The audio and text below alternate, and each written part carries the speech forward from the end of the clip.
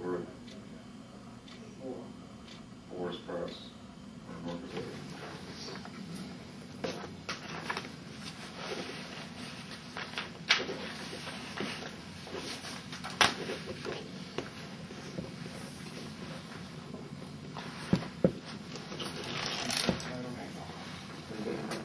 Greece. Did the description change at all, or is it just a name change? I don't believe it changed, but I didn't check it. At the time, it was just a title change. I don't know if it's changed since then. All set? I am. Okay.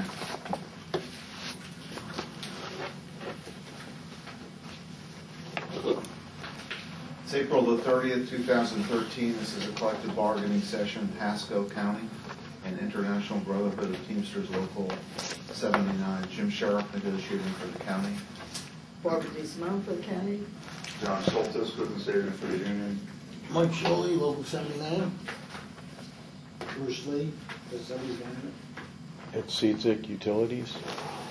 Jim Boucher, Transportation. Doug Heck, Utilities. Paul Naguri, Libraries. Tom Longden, Cheeh.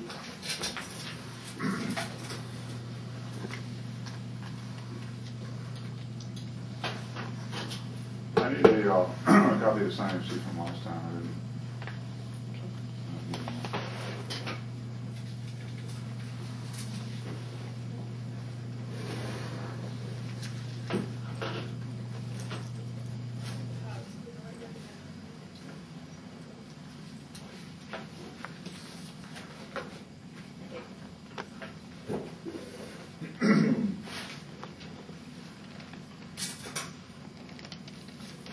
Sure.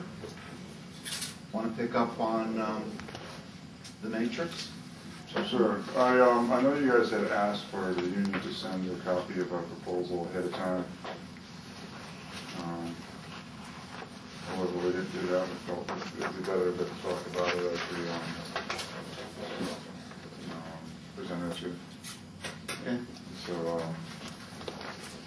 we have a counter on what's known as Article 45, reduction in force, layoff, and I also, excuse me, attached a counter for bargaining at work in Article 10 in this little proposal package that I have here.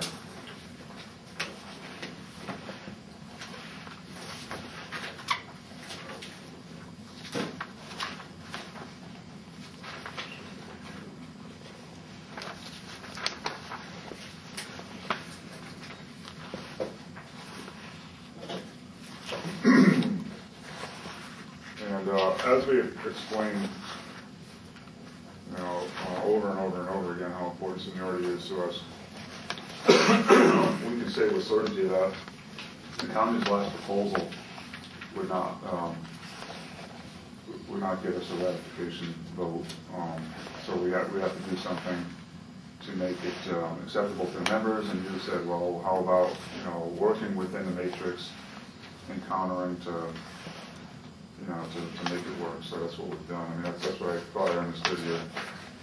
That is what we asked. Yeah. So we're a long way from where we want to be as far as how seniority should work. But at the same time, we understand that we have to have a meeting of the minds. We understand that the county. It's really important to have a retention matrix of some sort, and it's really important to us that we are on seniority. So this is a compromise. On the first page of the proposal, we've replaced the chart in section 1 with a new chart, and what you'll find in there is actually more steps. We just don't believe that an employee with 6 months or 7 months once they pass their probation should only be 1 point less than someone who has 9.5 years seniority, because your proposal gives 1 point for 0-3 and 2 points for 4 to 10, so that's way too much of a spread. So the committee thought about it and said, well, why don't we spread things out a little bit? So if you see on our proposal, 0 to 3 years is 1 point, 4 to 6 is 2, 7 to 10 is 4, and so on. And so by adding more steps in there, we feel that seniority will be worth more. And I believe that the proposal, or I don't believe it's right in front of me, but the county's proposal was that an employee can't lose more than 50% of their accrued seniority points from having other parts of the seniority, the other parts of the matrix affecting it. So we're not comfortable with 50%. We felt 25 was more appropriate. That if they had some negative points from Section 2 or Section 3, that it would not exceed 25% of their accrued points based on seniority. Now, if you look at the next page, performance, we feel that 7.5 points on a plus going all the way to the negative on the 8, again, is too big of a spread, so we decided to compress it. And the reason for that is because just right beneath that, where it says exceeds expectations, the county proposal is 7 points, and meeting expectations is 2 points.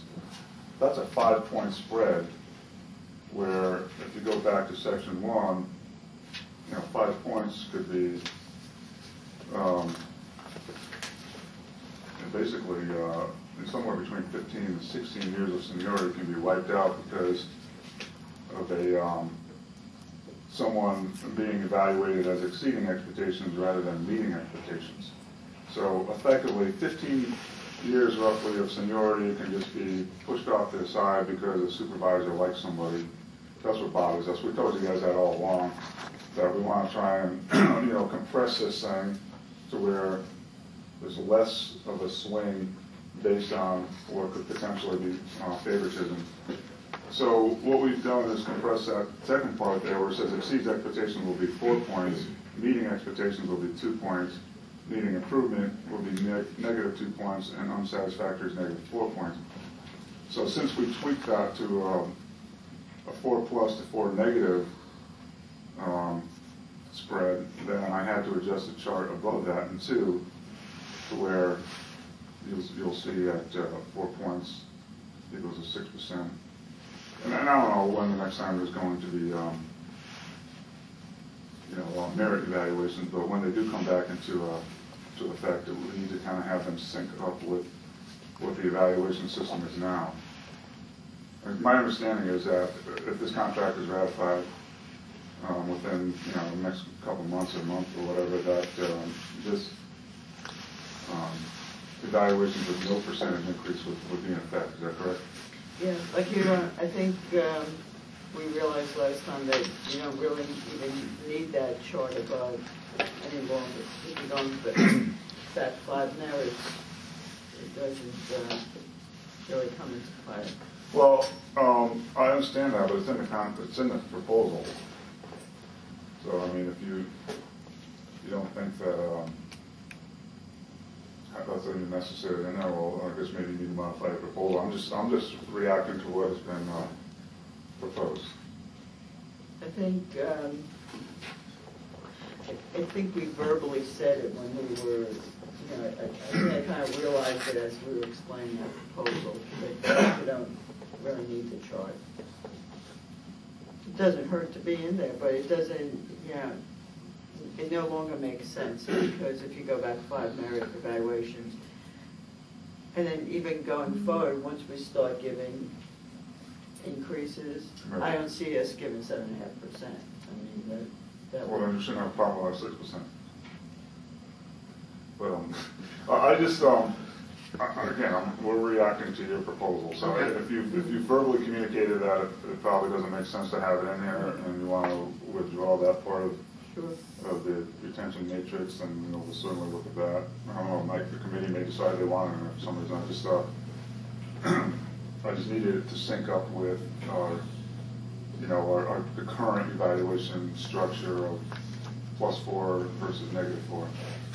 So coming down to Section 3, disciplinary action.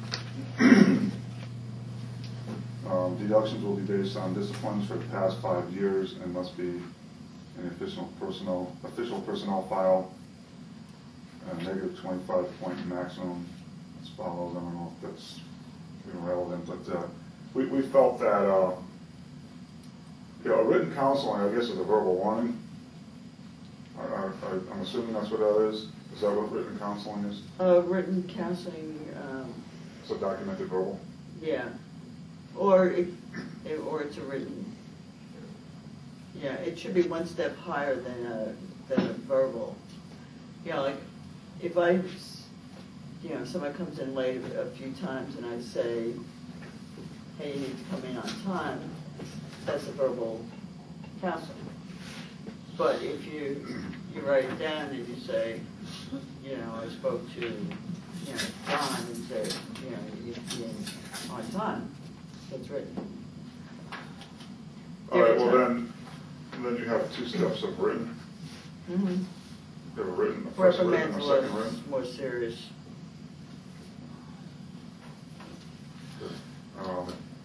Well, we just felt that once something is reduced to writing and it's considered or called a reprimand, that's kind of where things start getting a little bit more serious.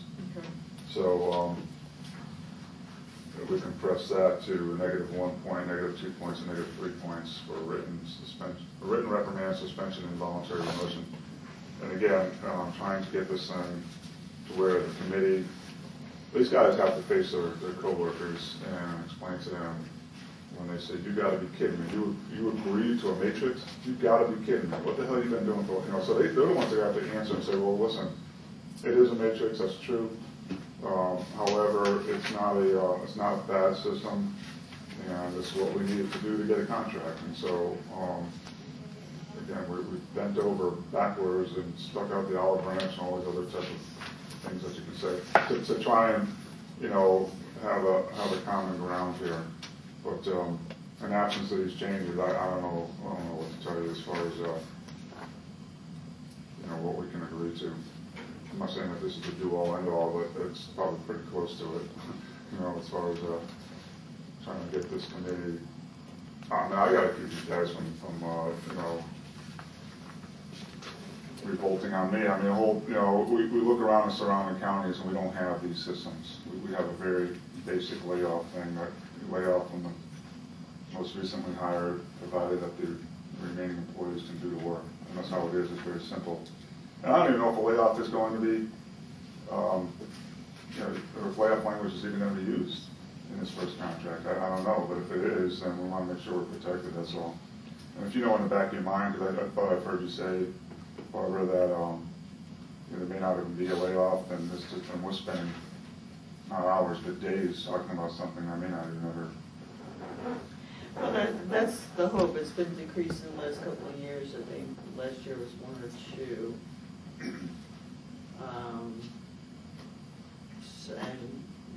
I can't guarantee there will be none, but that's the way it looks at this point. On the next page, total points, we don't feel there should be a total point cap. It says there's a possible 15 total points. And I'm a little bit confused. Maybe you can kind of clarify this. Is that those last two paragraphs, the one that begins with total points and the next one, the county and the union, do they actually fall under Section 5, or are they standing alone? That's separate.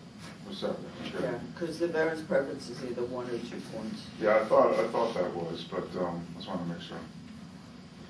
Maybe a little bit of word formatting or something would just make it stand out a little bit more, because it kind of looks like it might fall under Section 5. And as far as the total highest points, if you have 1 or more people, in the event of a tie in total points, preference will be first be given to an eligible veteran, and then, if still necessary, county seniority will be used as a tiebreaker, as opposed to evaluation for the past 3 years. Got even points, got even points. Why would you want to start going into something further? So I don't know how often that happens where you got the exact same points. Mm-hmm. It happened quite a bit when we had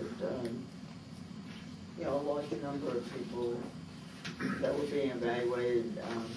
It happened quite a bit. Does, okay. Mm-hmm. So that's our counter. Do you have any questions before we move on to the next one?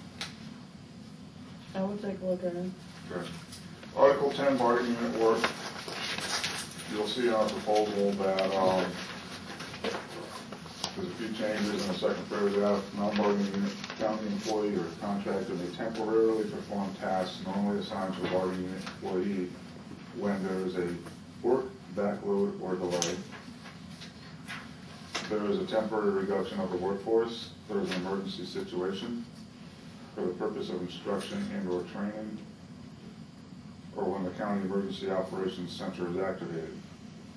And I put in a definition: for the purposes of this article, temporarily shall be defined as and/or be considered synonymous with fleetingly, transiently, quickly, swiftly, briefly, shortly, for a short period of time and without demonstrating a pattern of repetitive conduct.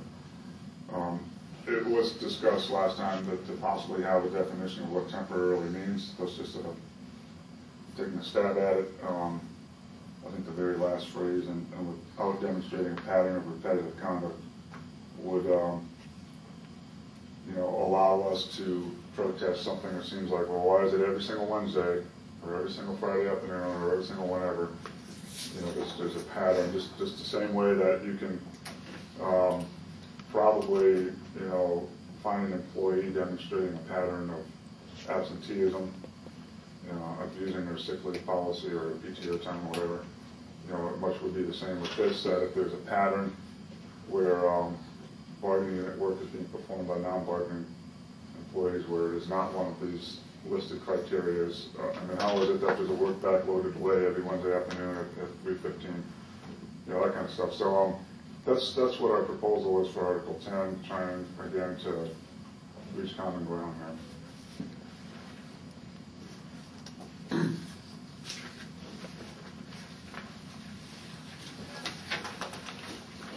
All right, want to take a break? Sure. Okay.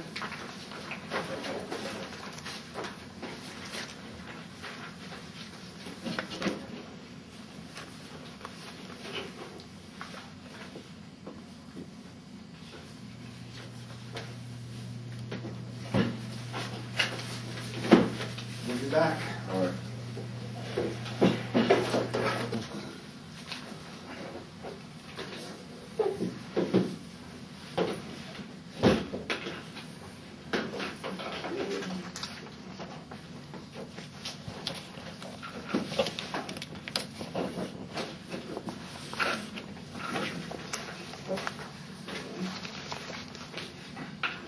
He's all set? Yep. Put the time up there. More than usual, Is this what I gave you? All right, after a short break, Yeah. we're back on. Yeah, it's the one that says count, so. You got it. 9:40. Yep. This was part of your packet. That Oh. you didn't get. Okay. All right, well, we need to be able to share this, and we just, is this just a matter of making a couple more copies? You have less people, I gave you more copies, so that's fine. Well, how are we supposed to discuss this thing when nobody knows? You have, you gave them copies of yours, right? So why don't I go through and they could just mark up theirs with what our encounter is on? Because we're working from yours. Yeah. We didn't go back to ours. We're working off of yours. So, as you see, on page 1, we accept everything that you have through You your got yours, use that. years of service chart. And dropping down to the bottom paragraph, the only thing that we've changed there is we've taken the 50% number that we had in ours and put it back in. Okay. And we think because the way you've spread the points, that the 50% doesn't end up being that big a hit in any event when you add the points the way you've done them for years of service, coupled with the reduction of the number of points for performance. So it should have pretty much the same effect as 50%. That's our thought on it. If you go to page 2, as Paul was alluding to, the chart's really not necessary because the rest of that paragraph explains how you get the negative points for performance or the positive points for performance. Now, the other thing we've done is we've limited the 2 points that you get for a promotion to a promotion within the previous 24 months. So that you wouldn't reach back and pick up a promotion from 10 years ago and be entitled to points for it because that promotion has resulted in a pay increase over all those years. I've got to explain my notation here a little bit. The terminology is changing so that the previous or current evaluations use the terminology exceeds and needs. The new evaluation form will substitute the word above and below.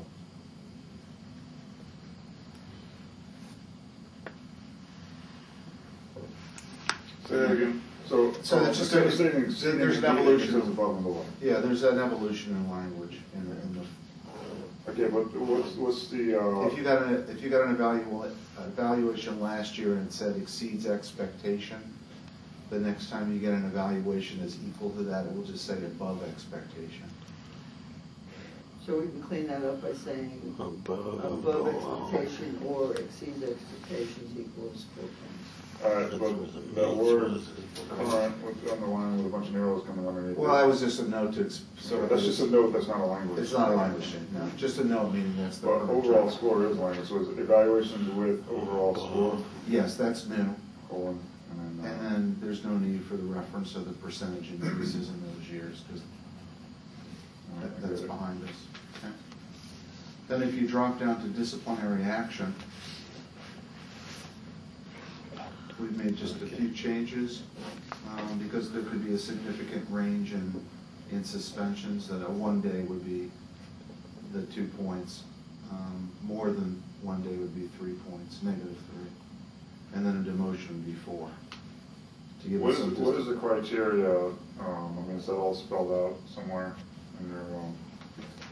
What warrants a 1 day suspension versus warranting a 2 or 3 day suspension or 5 day suspension? The career service manual has maximums for every offense and whether it's a first time offense. There's 3 categories of offenses and whether it's first time. It says maximum of, and then it spells out everything. Okay, why are you giving more weight to an involuntary demotion? Because in the concept of progressive discipline, that has significantly more weight. You don't find that many demotions. You find suspensions. It's very serious when you get demoted. It's a step before getting terminated. Well, the thing is that you're getting double hit, double ding, like I like to say. So someone gets a 3 day suspension because they've done something horribly wrong, or a 5 day suspension, and then because as a result of that suspension, now they've been demoted. So what's that mean? They have -7 points because they've been suspended. No, that would be 2 different punishments. You wouldn't be suspended and then demoted. Well, if someone is involuntarily demoted for doing something wrong, there's never been a situation where the person has done something wrong worthy of discipline, and then they've been demoted as a result of it. In the same. I drive a truck through a building because I'm pissed off, Right. and I was a crew leader. So you give me a 5 day suspension for my actions, and then you demote me from crew leader on to something lower than that. So now I have. That's probably termination, but that's a whole different thing. You're asking if Barbara recalls a situation where somebody was both suspended and demoted for the same incident? Correct. Well, how would we, I mean, I understand separating where someone was involuntarily demoted because of poor performance or something along those lines, but this is under the heading of disciplinary action. So I'm assuming the involuntary demotion is tied into some sort of disciplinary action. Or when you involuntarily demote somebody, do you not give them any sort of reprimand? You just say you're being demoted and no reprimand attached to it. The same process as a suspension with a hearing and the whole, but see them as two different punishments. So I don't think we've ever done a suspension and a demotion, because the demotion is the punishment. Well, the only thing we've changed, John, is the score. Yeah, because you had it the same way. Yeah. You had it as having a -3 value. What we did is we added an additional category of suspension so that it would be 1, 2, 3, 4. Well, I know what your proposal, your counter proposal is, but our proposal, if somebody was suspended and it resulted in a voluntary demotion, they're gonna get -5. Now it could potentially be a -7, and that's a bigger swing, so now I'm taking a look at things a little bit differently. And if you wanna have, Well, we could add language that says that, can't combine them. that in the situation where somebody is suspended and demoted for the same incident, that the score will not be stacked. But the demotion would take, Yeah, it would be, because that's it a would more just be, severe one. but there would be no stack. Well,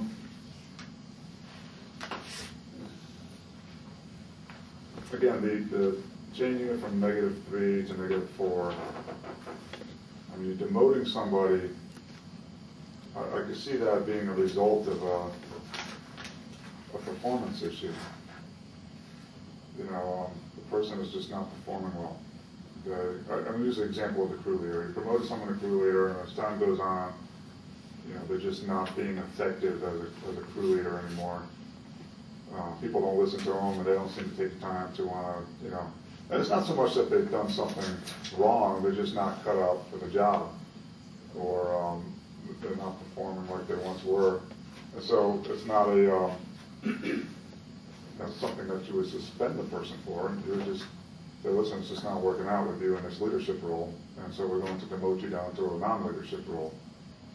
Well, that's more severe in your proposal than somebody who's, you know, got a 5-day suspension for doing something very wrong. So, Well, it's more of an economic impact. yeah, but I mean, are there different types of demotions? Or do you want them all? Voluntary? No, not so much voluntary and involuntary. I'm talking about, It could be a reclassification. right, a reclassification as opposed to disciplinary Yeah, demotion. but here we're talking about discipline. So let me just throw this language out and see if it helps narrow the discussion a little bit.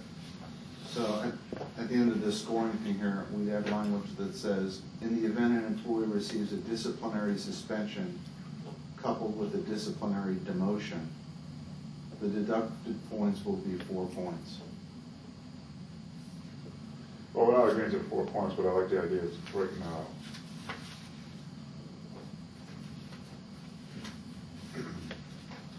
Let's continue on to the county.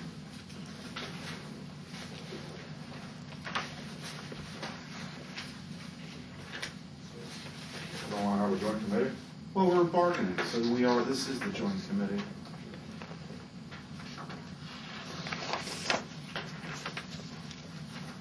If we work out the seniority, we'll revisit it when we bargain. I thought the board decided that the special magistrate's recommendation, because that was where this came from, right? I thought that they thought it was worthy to have such a committee. So that's what we're doing. That's what we're doing now.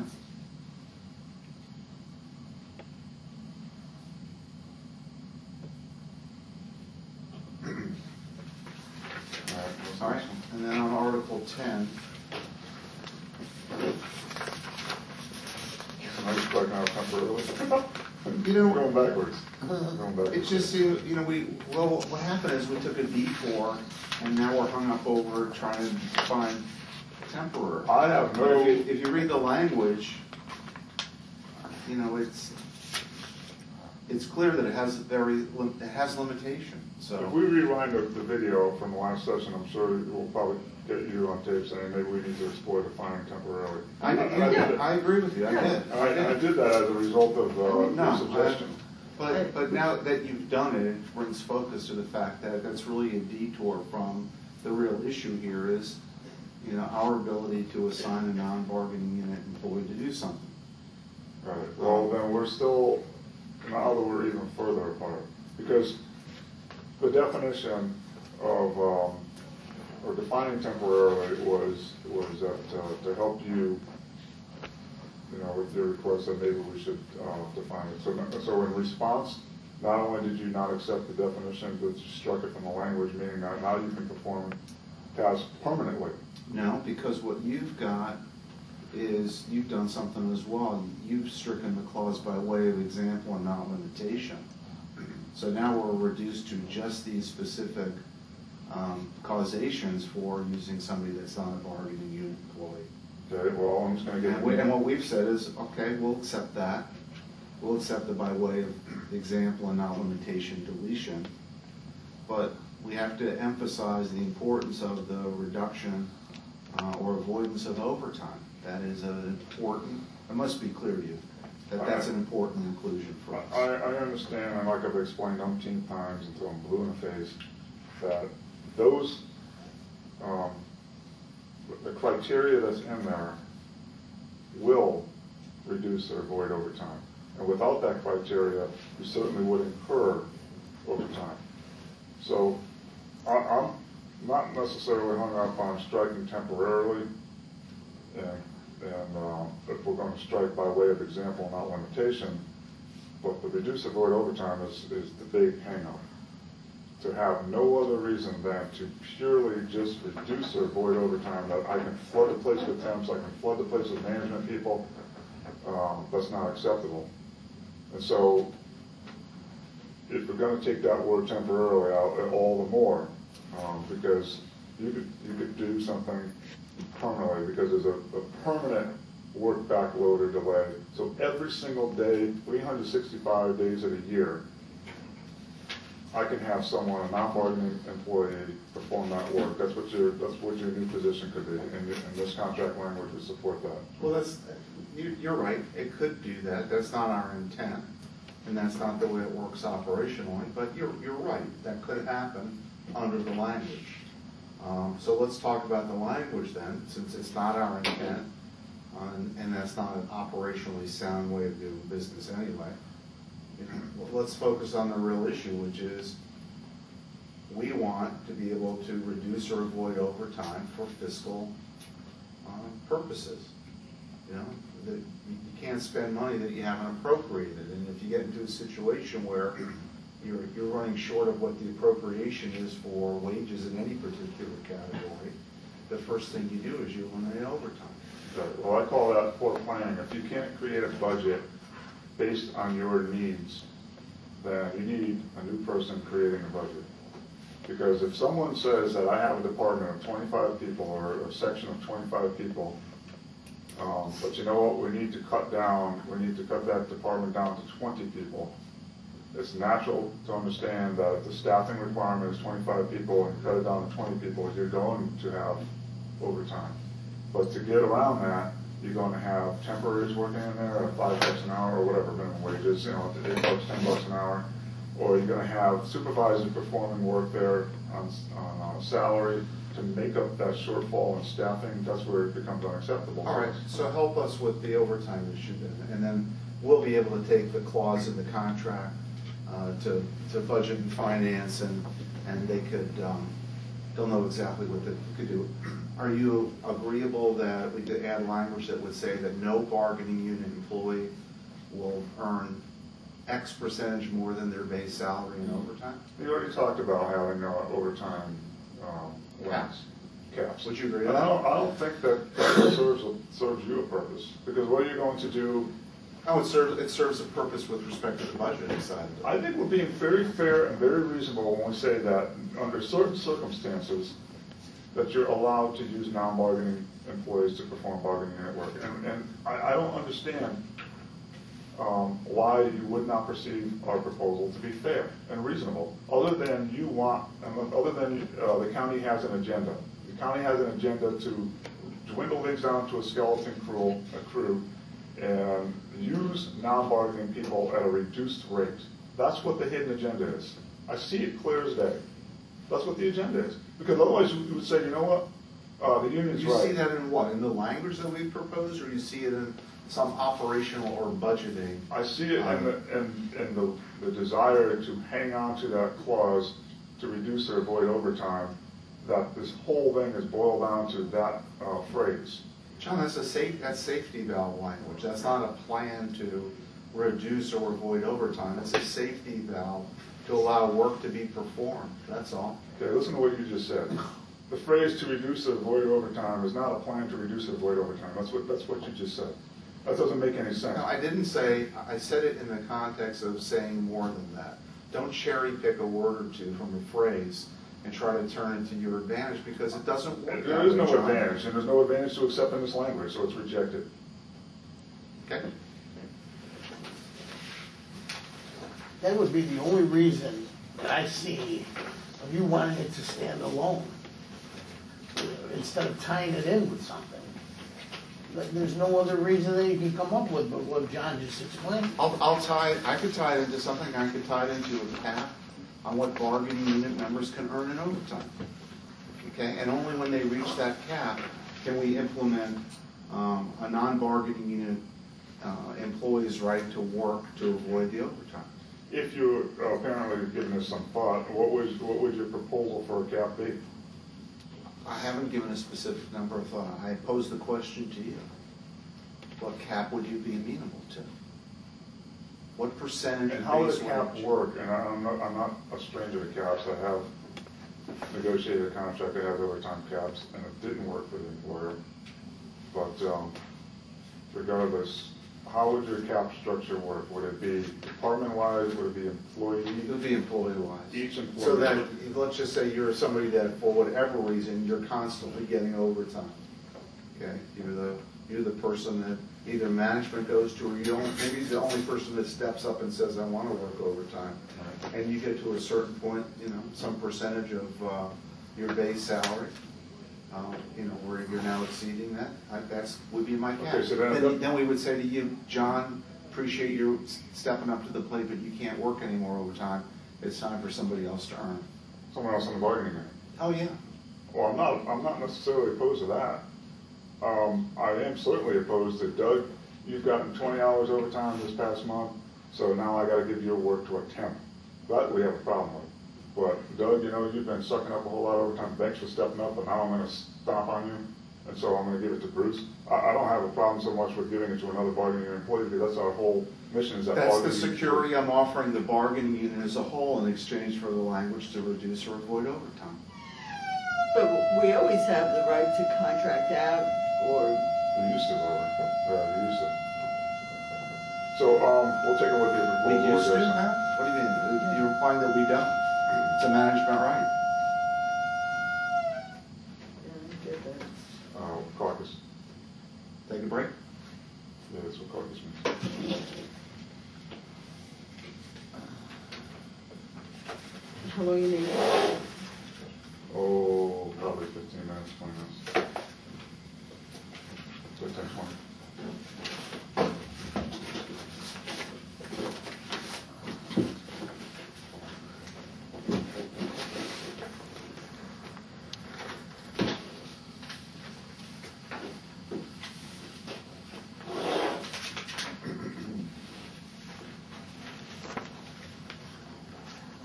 Okay, it's 10:20, we're back on. All right, we got a breakthrough second counter proposal for you on Article 10.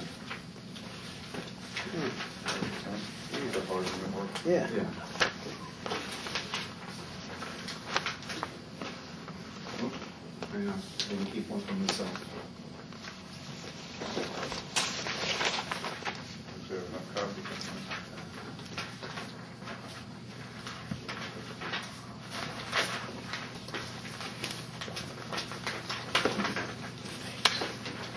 Thank you, sir. All right, enough? Got enough? Actually, All right, here's what we're thinking, is that the article is really about bargaining unit work, not about what other people do, Whatever somebody else could do, whatever an outside contractor can do, or a supervisor that's not in the bargaining unit can do, we think it's either covered by our management rights or it's covered by past practice. So back to deleting all the language that deals with what non-bargaining unit employees can do, because that's not your concern, it's only what your people do. we're back really just to one paragraph that says that, we could assign them to do tasks outside the job description. That's the flexibility that we talked about probably on day one of bargaining, as long as we don't compromise safety and it doesn't require specialized training or certification. And doing the additional work, I would think over time works to their benefit in terms of whatever the next promotion is. So maybe we could take the debate over what non-bargaining unit people do off the table and reach agreement on this article. Well, we've come full circle, because that's what your proposal was initially. Like you said, I do agree that when we first started bargaining, however long ago it was, your proposal, your counter proposal for bargaining unit work was pretty much identical to what you just gave us. And I said then, like I'll say again today, that the proposal titled bargaining unit work is to define, at least the union's position is to define what bargaining unit work is and who is allowed to do it. And it's a prohibition or prohibitive language to prevent people who are not in the bargaining unit to perform that work. So initially, we said that you're not understanding the union's proposal, because your proposal back then, like today, talks about moving people around the different job descriptions and having flexibility to do different jobs that are not specifically listed in the job description. And again, you're missing the point. The point is exactly what you struck out, that we cannot have an open-ended free-for-all for anybody to perform what is considered bargaining unit work. And bargaining unit work is obviously relevant to the certification, because PERC certainly wants to see all of the job descriptions. They certainly want to know who's performing what work. They eliminate certain classifications that we petitioned for, rendering them excluded from the unit based on what? Their job description. That they have certain tasks in their job that do not allow them to be part of the public employee bargaining unit work under Chapter 447, under the bargaining unit under Chapter 447. So they have a clearly defined criteria of who can be in the unit and who can't be in the unit. And so with your proposal of having no language governing who performs bargaining unit work, then it basically just tells PERC that anybody can do anything. And so we can't accept this proposal, because we're not opposed to the first sentence. We never have been. All of the counters have included that component of the proposal, to where people can certainly be moved around. And I do agree that it's beneficial to an employee to perform a new job function they're not used to, for the sake of giving them more experience, and that they may be eligible for a promotion, or when if they're ever faced with a layoff, at least they have more job skills. But we simply cannot accept no limitations, either outside employees, temporary employees, or managerial employees, or excluded employees from performing the work that is the work of the bargaining unit members. So this proposal is not going to be acceptable.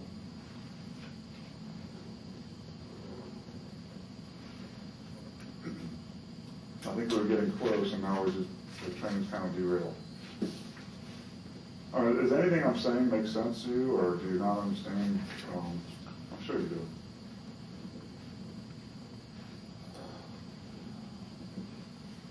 Understand. Don't agree, but understand.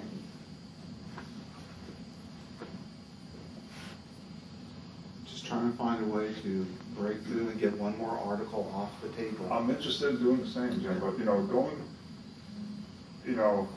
going backwards doesn't help. If you got honest intentions, or you're just trying to meet us halfway, that would be one thing. But by basically just gutting the proposal doesn't seem to accomplish anything.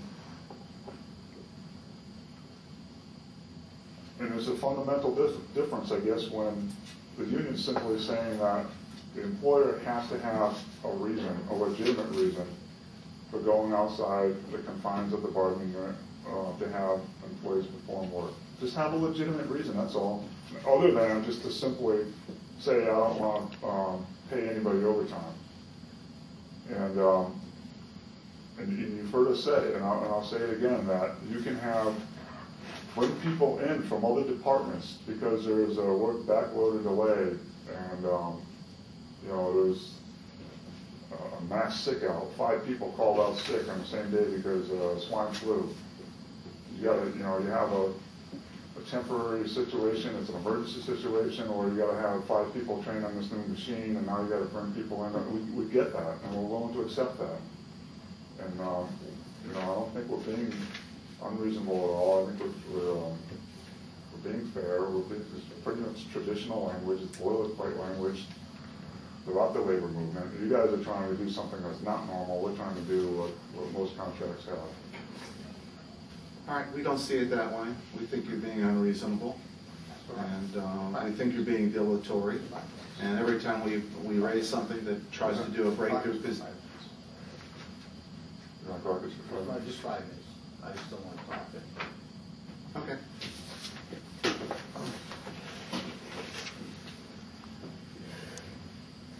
It'll just be 5 minutes. We'll wait in the hallway.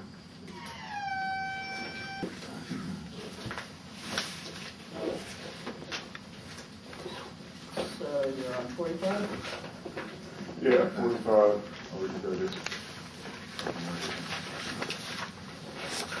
We're back on at 10:35. This is the union's counter proposal. I'm going to call it 10:35 a.m. counter proposal on 430-13. On page 1 of Article 45,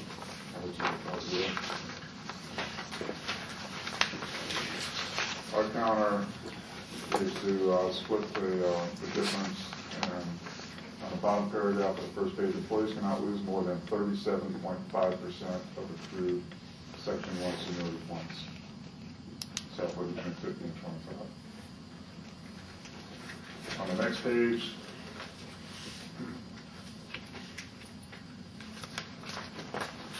we agreed to striking the chart under 2. And I have a question for clarification on this one line underneath the deleted chart that says a promotion. Would it be safe to say that we should strike with merit, or should just say a promotion within prior 24 months as opposed to a promotion with merit, because we're doing away with the merit thing, I guess, right? Or am I off on that? So your counter would be to delete the 2 words with merit. I'm asking you, is that what maybe? Well, there interesting thing to say. There was a time when we were giving pretty much a standard 5% for everybody. If they got a promotion and it was within 60 days of when the merit was due, they automatically got the 5% with the promotion. But if, now that I think about it, if there's no money involved, we can just strike out that whole sentence. Well, I don't think there's an objection that we should reward somebody with points. I just think that the whole word merit probably needs to be stricken in that section too, because my understanding, merits are tied into money, but that may not be true. It is with other counties. And Citrus County, DOCC, we had a similar situation where we just basically, we don't call things merit evaluations anymore, we just call them evaluations because the merit evaluations were tied into raises. And so to avoid any kind of confusion, we just call them evaluations. We've been calling them performance evaluations, so that would be okay. So your thought is with or without money associated with it, a promotion should be worth the 2 points? I thought that's what your proposal was because there was no money involved. So You okay with that? So you without reference to money, that clause is okay? a promotion within 24 4 months equals 2 points. And then the other question I had, it's not so much whether I'm okay or not, I'm trying to get clarification. If a person gets 2 promotions within 24 months, would that equal 4 points? Or is it just a one-time event? If you have a promotion, I don't know if everyone's ever received 2 promotions within 24 months, that that's possibly could. But since you're referencing a promotion, would be, Or you can just say max, you know, one time or maximum. maximum one event maximum.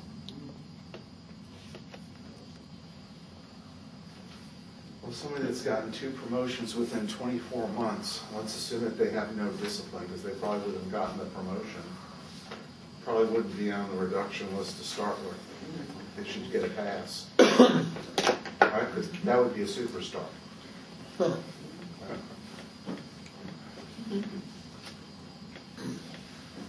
Well, if he's only been here for 24 months, he got a promotion on the day up that came off of his seniority point score is going to be extremely low, and he very well may be he may be a superstar that's been here for 24 months, you know, or a superstar that's been here for 30 months. Yeah, we wouldn't want to lose that person, though. Well, you may not, but the bottom line is he's going to have a low point score on the seniority end of it. And That's so, why maybe they shouldn't even be on the list. You get 2 promotions within 24 months prior to a reduction in workforce, you should get a pass. well, he's not going to get a pass. We're not agreeing to that. So, within a promotion within prior to 24 months equals 2 points with your proposal. Well, we couldn't be, I guess, in greater disagreement with you that seniority should outweigh the superstar. Or brown nose. We would let a superstar go because... He could be a brown noser too, you know. That's true. Who determined him to be, or who evaluated him as a superstar, where our problem lies? It's always been where our problem Well, lies. then your argument should be that a promotion shouldn't be worth any points because it's just the result of... No, not necessarily. I'm just saying that... Pick an argument, one way or the other, and settle in on it. Excuse me? Pick an argument. Pick up My argument is that the current You guys system... are all over the place. My argument is the current system sucks, okay? It doesn't work, and that's why I am here. No need So to get hostile. you keep thinking about your perfect little world that you've had, there's no flaws in it, you're sadly mistaken. Because there are flaws in it, or we wouldn't be here now, would we? So let's stop talking about your superstars and how much your golden child that you determine to be golden child or should outweigh someone who's been here doing their job successfully for all these years because you have no respect or no consideration for seniority. I get it. But you have no respect for job performance. That's not Really true. If we good had no respect for job performance, we would have Everything's seniority. we would have rejected this nothing is- entire proposal already. If Yeah. we had no respect for job performance, we do. We're meeting. Everything's you're seniority. It's like, No, Barbara, trust me.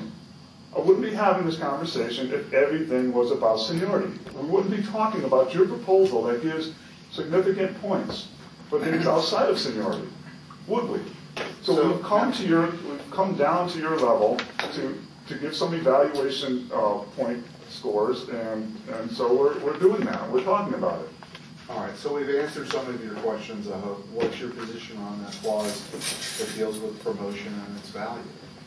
A promotion within 24 months equals 2 points, one-time limit. One time or one event, whatever you want to call it, one-time limit.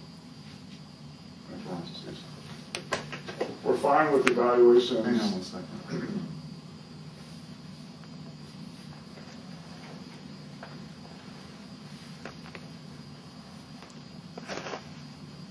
Okay, go ahead. We're fine with evaluations with overall score, striking out no percentage increase, FY09 and so on. We're fine with replacing exceeds with the word above and replacing the word needs with the word below.